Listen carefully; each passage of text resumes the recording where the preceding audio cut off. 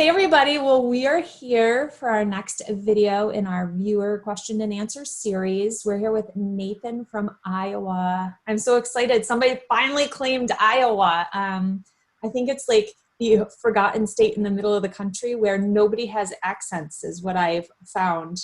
I went to mortuary school with a guy from Iowa. And I was like, you really have no accent because your no accent makes me sound like I do have an accent. I always loved that, but yeah.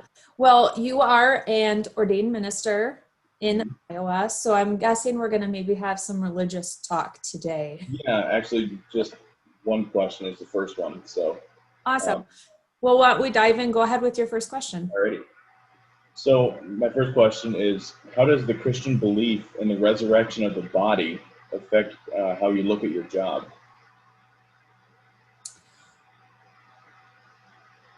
That's so deep. I don't know if I think everybody's beliefs are different when it comes to what they believe that resurrection truly, if it means like their physical form is truly going to be risen up, or if it's more of a spiritual, I don't know. I don't personally believe that the bodies that are in the ground are going to one day come up, because they're these old, worn, broken forms a lot of times of humans. And I don't see that those forms would ever be of use again. So I don't know, and none of us can truly know until a day comes what that will look like. But I don't foresee that those forms that I am bearing are one day going to be mobile again because of how the forms that they're in. Disarticulated bodies are not going to come up out of the ground in my mind. So whether they're made whole again and fresh and new and then they come up, I don't know. I think I don't put a lot of thought into some of that because it's so much that I'm never going to be able to understand it. And I'm a very cut and dry, like black and white. I hate gray area. I don't like thinking about heaven in terms of trying to know if it's 100% real, not real or anything, because I'm not going to know. It's the faith, that faith thing. And so I can resonate on something all day long, but I'm never going to truly know. So some of those things I just have a belief in, and then what comes, because I can't ever know. So I'm going to waste my time if I sit and wonder and try to figure out, because I'm never going to figure it out, I guess. Does that make sense? Yeah. Ready? Second question? Sure. So why did Abraham Lincoln's body have to be accompanied by embalmers? And what could they have done to help his appearance as the 15-day-long funeral procession and subsequent viewings took place? Just like they do now. So I think I've mentioned before, I'm not for sure. So the professional embalmer, Matt Smith, he went to another country to take care of the president when they died in their country, or the former prime minister, I think was who it was. And he accompanied his body all around the country as he toured. So I'm assuming, because embalming was so much different back with Abraham Lincoln in a lot of essences than from what it is now, but that they would just stay along with him to make sure his presentation was good. His mouth hadn't fallen open, his eyes hadn't come open. If they needed to do makeup, if they needed to apply more of anything to maybe preserve, I would guess maybe back then they had to use maybe ice and things, or, all sorts of other materials like they did for home viewings, that they would just they would be maintaining his presence. And that's what's done now. We just don't hear as much about, when any of the dignitaries or anyone dies now, there is a team that's still making sure they are maintained for their viewing in the Capitol building, or, in their line in state and such, that they would never just say, okay, you guys take them and send them on with whoever and let them be good for a couple days. So they're going to have people that are monitoring every single step of the way with it, just because there's so many eyeballs on those situations. Yeah, it's kind of a, someone's asked before about like, why are there two hearses when you see some of these funerals? Even with George Floyd recently, there was two hearses in these big, because when something is that public, you have to have that backup plan always. So what if the hearse breaks down while you're driving? Just in that moment, like what if there's, you've got to have that backup that you can quick transfer them and keep going, because there's no way you can stop all of that and such. And so I get asked about that, especially with very public funerals. Like, hey, I noticed a second hearse. Like, what and who is in that hearse? And it's the backup, just in case, because you never know. All right. So then my third question, what are some ways that clergy or just community members can support and thank funeral directors for their work? Oh, we take all sorts of baked goods, all sorts. Just showing any sort of appreciation is always nice. Just like I think with every industry, we're quick to condemn, but slow to, raise up or give any positive response to what people do for us. So, people just going on Facebook, someone's more likely to get on and be like, do you even know what those people over at Smith Funeral Home did? Rather than getting on and saying, thanks so much for everybody supporting us. And just so you know, like, we've had the best experience working with Smith Funeral Home. They took such great care of us, or such great care of our mom. Just taking time to say a public thank you is always nice. It's the best Yelp review that you can give, is telling your community you were cared for by somebody in your community. That's always nice. Thank you cards. You don't realize how often funeral directors keep those and post them by their desks, or put them in the break room, or put them by the coffee pot, because that lets us know that our time away from our families and going in on Christmas Day and, all that we kind of give up taking on this, as kind of as a pastor, you're kind of committed to your career for every day, all day, because you never know when nature's going to do its thing. And it's nice just to have that thank you, that somebody went out of their way to thank you. People will say thank you at the funeral and such, but somebody going out of their way after the fact is always nice. I think during the pandemic and coronavirus, it was nice when people did recognize that we were frontline and in it and caring for those who were dying, because we were often not acknowledged, I think, with a lot of people. And there were people who were very hurt by that. And it's not like we needed a ticker tape parade, and not to downplay anything that was being done for nursing and hospital staff and such, because they were, obviously, we want them doing their job the best, so we don't have to then be caring for people. But when it's inevitably going to happen sometimes, it's nice that we are acknowledged, and that really didn't happen a lot.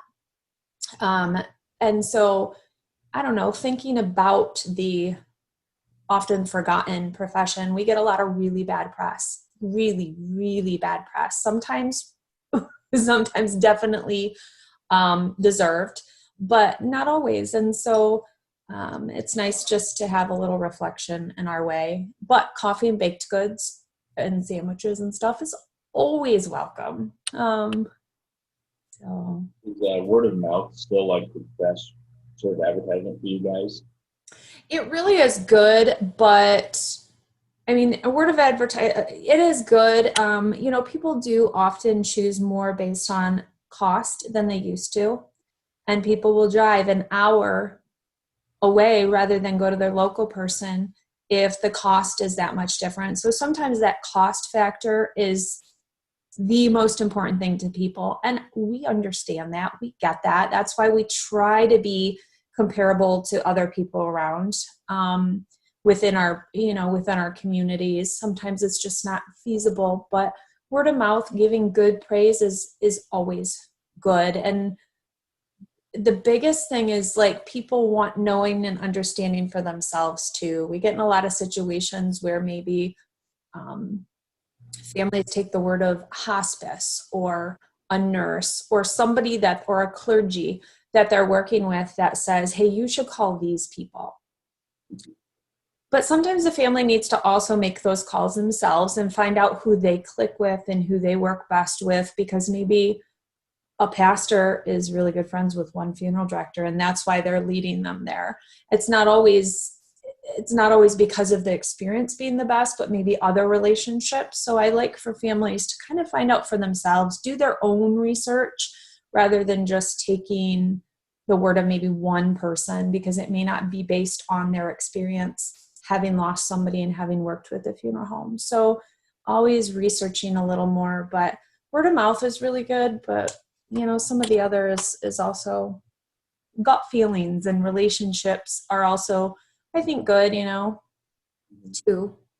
So has that changed since I don't remember which board said that you couldn't, like you had to itemize all the services provided by the funeral home?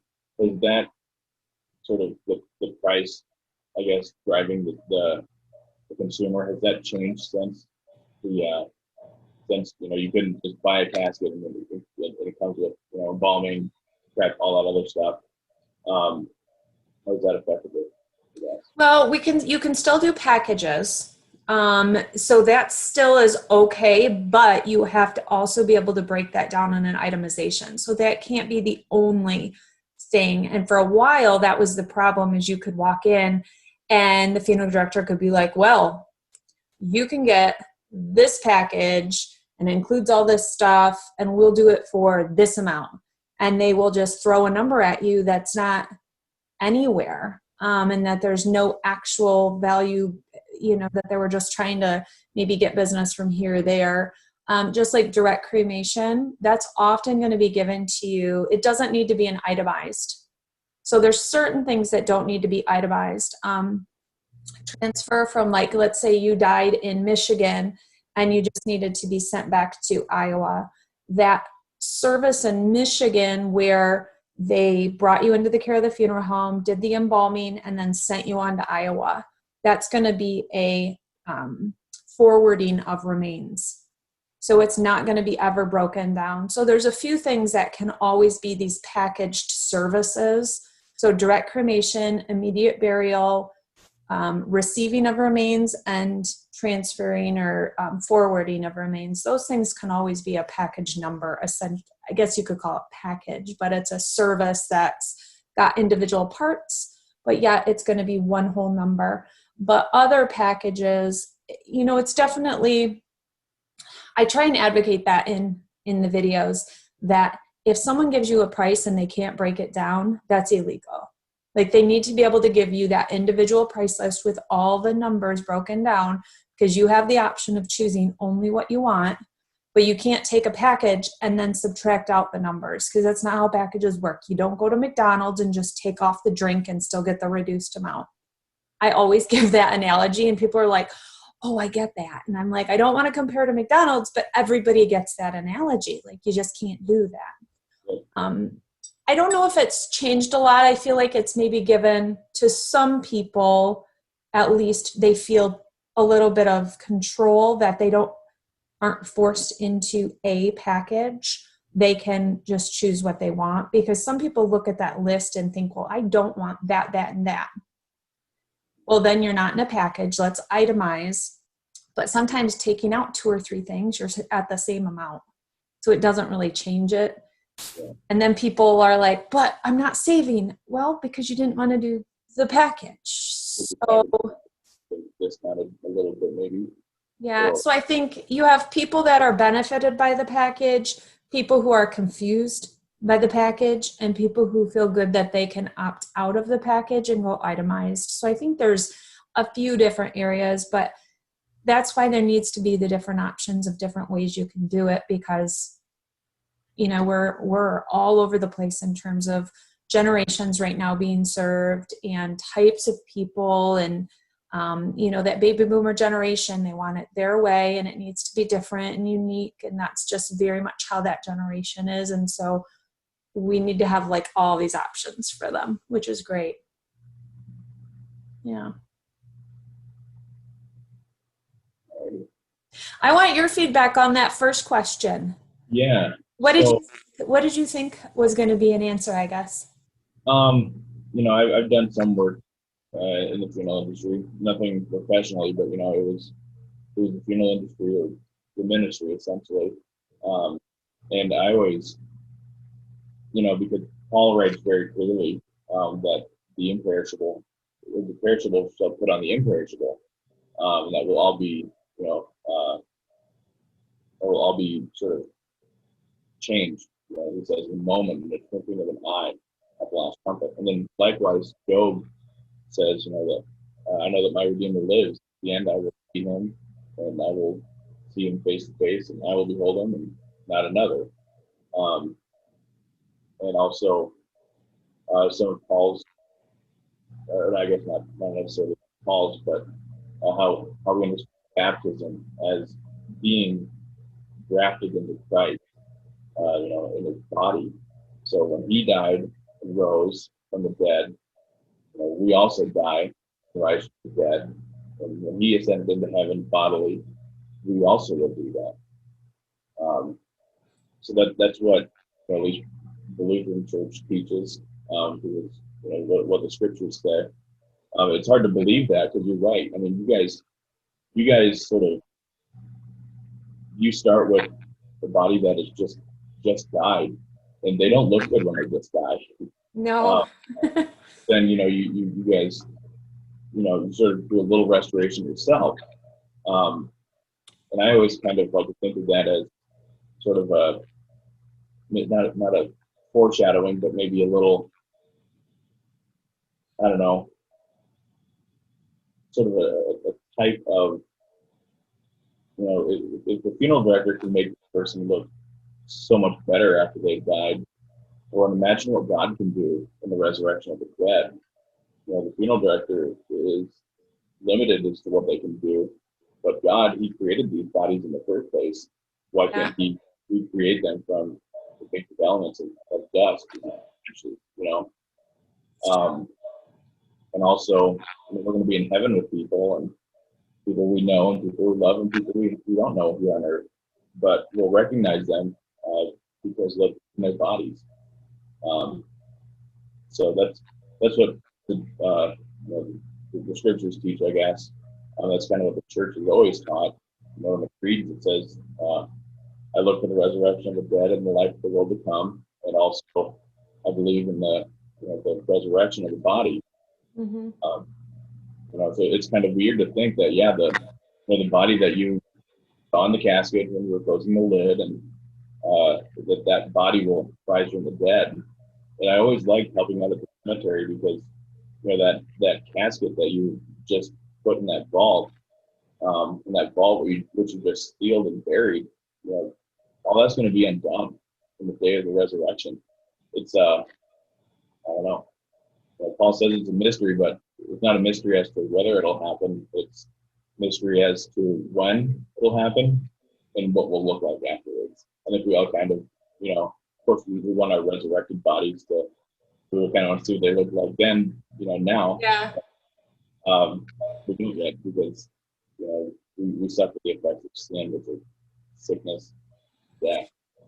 Well, I think that, like, as you're saying, when you're at the cemetery, and that if your belief is that actual physical body is going to be resurrected up out of the casket that's locked, out of the vault that's whole and sealed, and what kind of power that truly would take to do all of that, that's pretty amazing.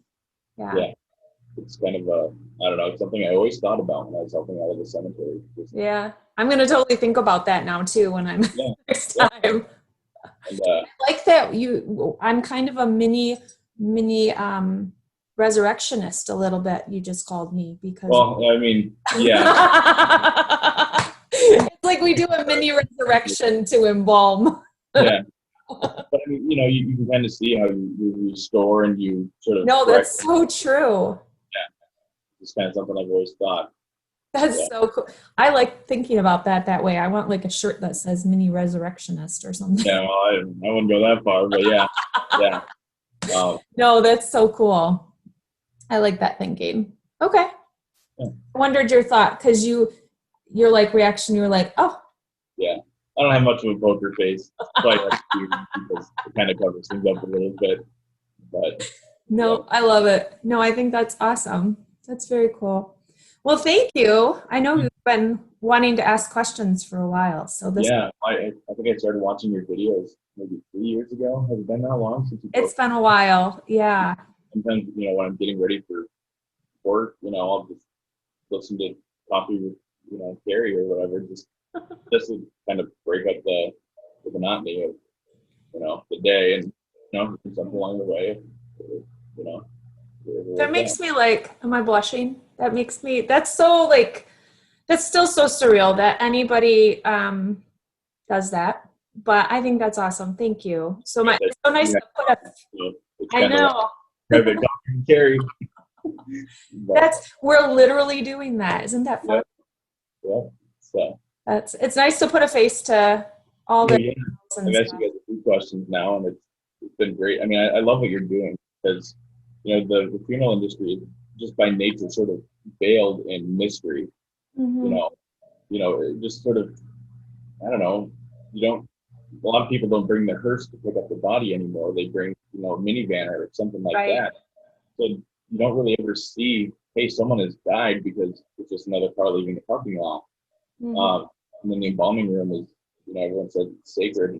It's sort of, it's sort of where the mystery takes place.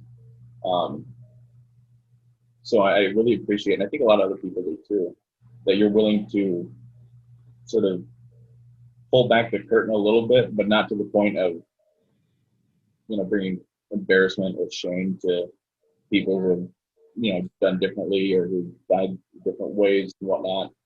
And I think it's sort of the start of a positive understanding because,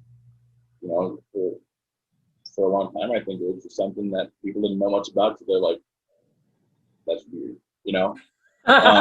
It is still a little weird. We'll take it's a little weird. But once understand the necessity of it, I truly believe that, seeing a body lying there, that you're used to seeing breathing and with a pulse, color in their face, seeing that person absolutely still and lifeless, it's sort of, it's not just a rumor that the person has died, but it's, actual. if their eyes are open, they would be staring you, it'd be staring you in the face. That would also be creepy though. So.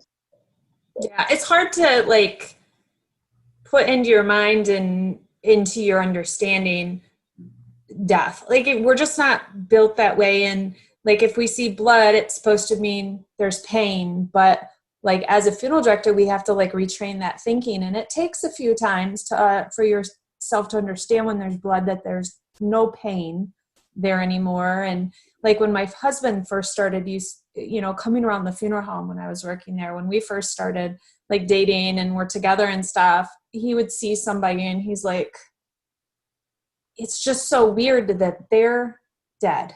Like it just, correlating. And after a while, it just became secondhand that there were people that were there that were dead. And he said, but after a while, it's so natural to you. But if that's all you encounter is once in a great while, it's your loved one, there is no way to really get yourself to be able to wrap around that concept quickly within 2-3 days of visitation and funeral or seeing them and then cremation or whatever it is to get yourself to understand what's truly happening.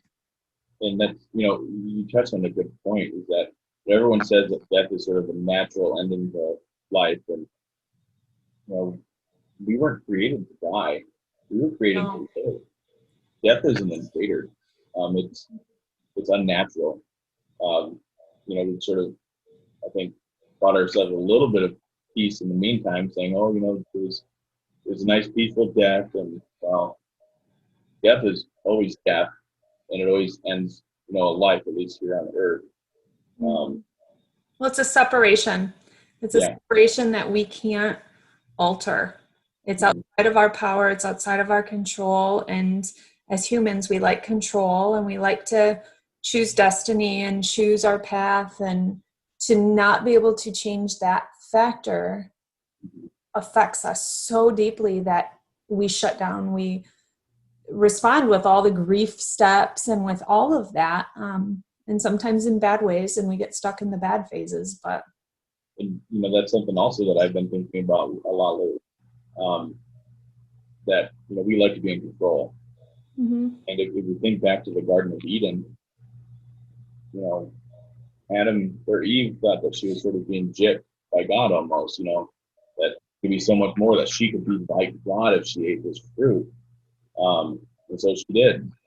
So sin is kind of us playing God in a sense, trying to be like God. And when something like death happens, it's beyond our control, and we don't like it. no, we don't like it at all. No. We're all little control freaks, I guess. Out of control happens, so we try to rationalize it in a way that makes sense, but it's so unnatural to us that it'll never make sense. Yeah. Sadly. Oh, well, thank you for these questions. These were really good. Yeah, I hope there are new questions for you. I bet I know you probably get a few of the same ones every time. No, those were great. I'm amazed at how versed all the questions have been, and because I do record a lot of these at the same time, so a lot of them have been recorded that other people have not even seen. There's probably, I think, 7 weeks that people have not even seen yet that are already done, but there's still new questions. So even without hearing other people's, I think trying to ask unique ones, everybody is really digging and getting much different questions. So I'm always a little nervous because I really don't know what's coming at me during these, and it's kind of fun, but it's really good. And then you could always, there's always the possibility of getting someone, and I know I've asked you questions, that were sort of pointed in a certain direction, and, it's always kind of nerve-wracking, I would imagine, to be getting live questions from someone, because just the way you can phrase a question is so powerful. Yeah.